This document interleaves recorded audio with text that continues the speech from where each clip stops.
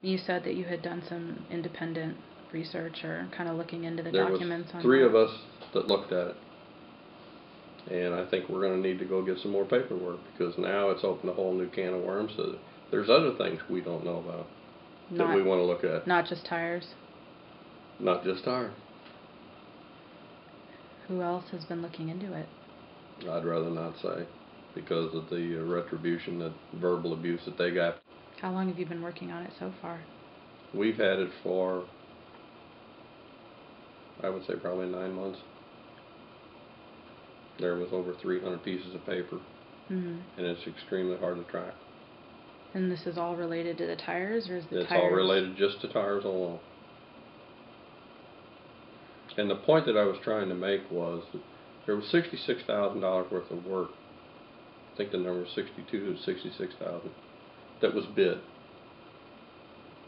There was another 42,000 in tires, batteries, labor. $42,000 is not bid. And if it's a 5 years and it's $42,000, I thought our limit was $4,500. After that, we had to have bids. That's why I asked the question.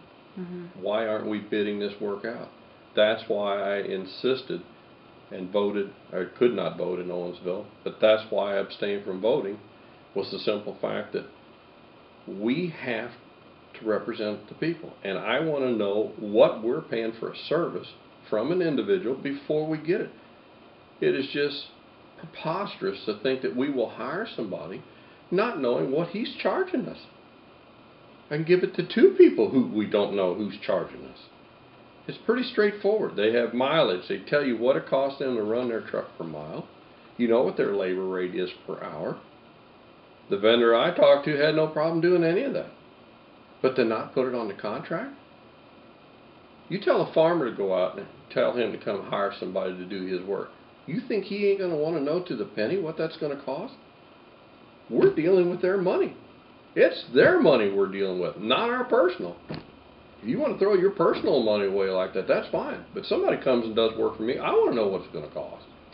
Now, was a decision made specifically to not include labor rates, or has Yes, decision was included not to do labor rates. If you remember correctly, it was told that we have to trust our vendors. And after that, if there's a problem, we will go get it adjusted by them. You don't do it after the fact.